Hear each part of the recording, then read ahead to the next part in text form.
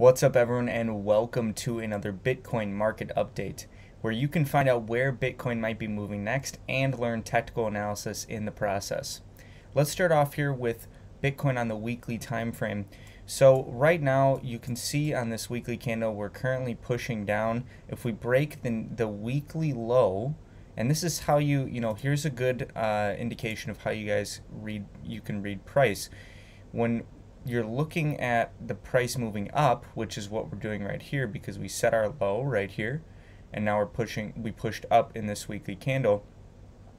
If we are pushing up, we're looking for the low of that candle to be breached at some point in time, which is going to be that pink line right there, to signify that a high has been set, because then that'll show us that we went up and then we went down because we broke the low of that candle. So that's going to be what we're looking for this week. If we end up going below 54,980, that will set this as a weekly lower high in comparison to this one, and then we'll see if we can pull up to form a higher low in comparison to this one, or if we go for a lower low. Now if we go for a lower low, that's going to be very bearish, because that will change the weekly trend to a bear pattern for the first time since back in August. So that's been we've been in a bull trend here on the weekly time frame for quite some time, so that would not necessarily be good for the bulls if that happens. But let's look at what we're dealing with here on the daily time frame. Finally got my bid filled here on this gray zone that I've been talking about since March 24th. So here we are, finally getting that first bid filled. You can see we touched into that zone just ever so slightly already. We'll see if we end up going down. I would love to see the price go down a little bit more and get my other bid filled right here, right around 55.3. I imagine that'll probably happen, because people are probably starting to feel a bit fearful up here. So we'll see how this trade ends up playing out, but this is our main support level. The reason that this is our support level is because of this trend right here. Now this is something I want to really help you guys understand. When you're looking at price and you're reading support and resistance levels, which are either going to push the price up, which is a support level, or suppress the price and push it down, that's a resistance level, you have to keep an eye on the trend that you're dealing with.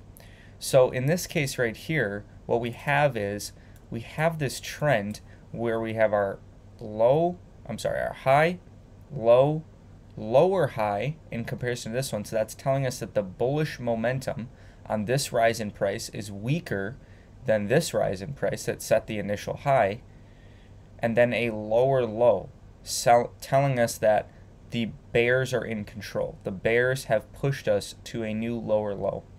And once they did that, they closed both of these candles below this low, signifying a bear trend was valid. So that made this white candle a resistance zone, which we have still not closed above. So if we pull a bar across here to signify that as our resistance level, you can see, just going to color it red real quick so we recognize this as the sell pressure. You can see as soon as we went into this level, we rejected off it initially.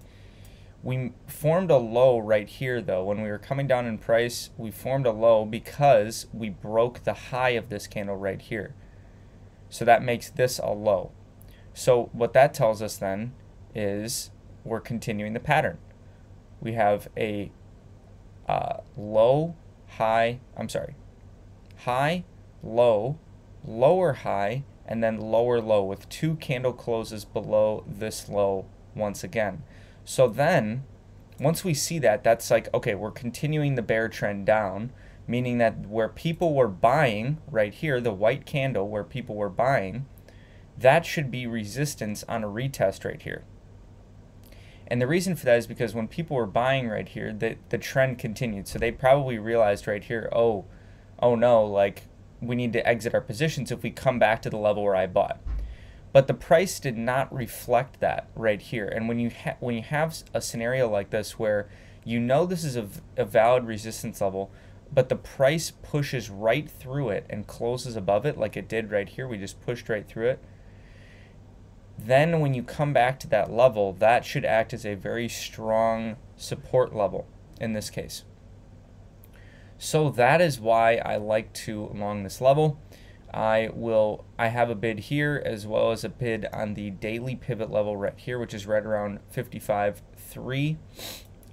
The ultimate target for this will be 63K, which is that weekly pivot. But if I start to see price action on the lower term time frames not looking the way that I would like, for instance, if this next 12-hour time frame we do not close back inside of this purple bar right here, I'm just going to get rid of this red box because it's easier to see. If we do not close back inside of this purple bar right here, I will most certainly be selling my Bitcoin right here for a short gain. And the reason for that is because that will make this a strong resistance level that I will actually look to short if we end up getting that scenario to play out. So you can see that the levels that we've been charting and talking about here over the past several days have been playing out exactly as we planned for them to. The yellow level right here, here's another instance of that same exact bear trend where we have our high, low, lower high, last up candle before the down move, and lower low. We retest that level right here, rejection. Let's go back to the daily time frame just to really crystallize this point. High, low, lower high, lower low, last up candle before the down move, retest, rejection. Okay, so that's what you're looking for if you're looking for a bearish trend to continue pushing down. Okay, that's what we got right here. But it's important to note why this purple level, I'm just going to get rid of this one for right now, why this purple level right here is this, it was a valid support level. The reason is because we changed the trend back to bullish here for the time being. We had our low, high, higher low, which is telling us that on this push down in price, we had less selling pressure than the initial low that pushed us down to a lower price, and then a higher high right here in comparison to this one. So we have more bull momentum on this one. We know that because we pushed higher in price. The price was higher on this rise in price, and we closed both of these 12-hour candles above this high, signifying this is a valid 12-hour bull trend change. But then what happened was we pushed right through this zone and we closed below this black candle. This should have been support. It's the same exact scenario, except it's the opposite of this one, where this should have been resistance. So if this ends up being, if we end up closing the next 12-hour candle below this low, which is at 56,806 on this exchange, this right here, this purple level, you don't even need the yellow level because we don't even need to worry about that. This purple level is going to be a very strong resistance level on price, and it'll turn into this gray zone. I like to color them gray when they're really strong zones to keep an eye on. So if the 12-hour doesn't close, if my ideal scenario, if I'm a bull, is going to be, if we put the pivots back on, you can see we have our hourly S1 pivot right here, our support pivot to push price up. We have our daily pivot right here at 55,303 roughly, which is right around that zone. It's like right around that zone. So what I would like to see, my ideal scenario would be us push into this zone in the next 12 hours, but then close back inside of this gray zone. We need to close back inside of this low right here, 56,806. If the daily candle does not close back inside of that, what I will do is I will sell my Bitcoin once we hit this low of, I'm sorry, let me just get rid of this red. I'll sell my Bitcoin when we hit into this low right here, and I will keep an eye on price to see a 4-hour trend change back to the bulls before I will like to enter another long position. Now, I imagine that the price action right now is starting to, the sell pressure rather, is starting to probably get a little bit oversold. And the reason is, if you look at the hourly time frame, the RSI is in the oversold territory here, meaning that we've been selling a lot in the past like day, and we haven't had much buying. So we're really oversold, meaning there's primarily most people are selling right now versus buying. So what that tells you as a trader is it can tell you that, okay, it might be a good time to buy because we're oversold. Now, it doesn't necessarily mean when we're oversold that we're going to bounce. Sometimes you can be oversold for quite some time. If we go back to a time when that was the case, let's see, down here.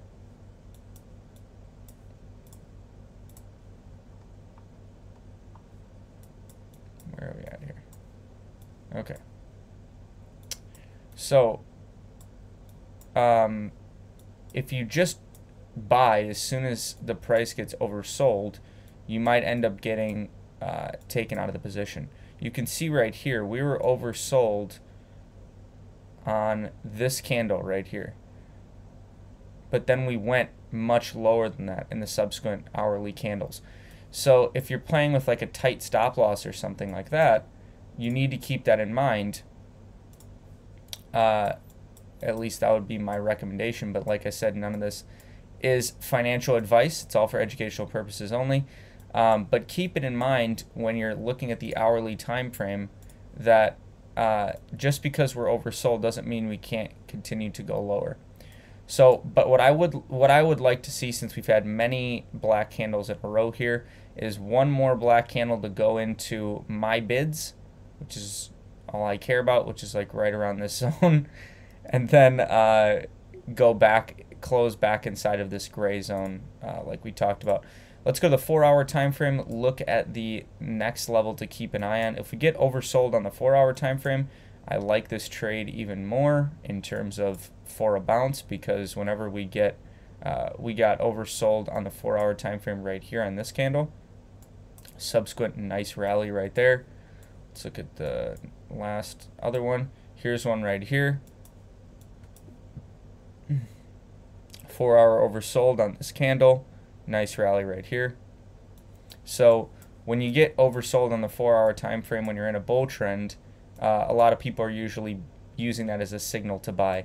So the next 4-hour time frame, we're going to see, we just broke the low of the previous 4 hours. So, you know, we'll probably go into that S1 level, I would imagine.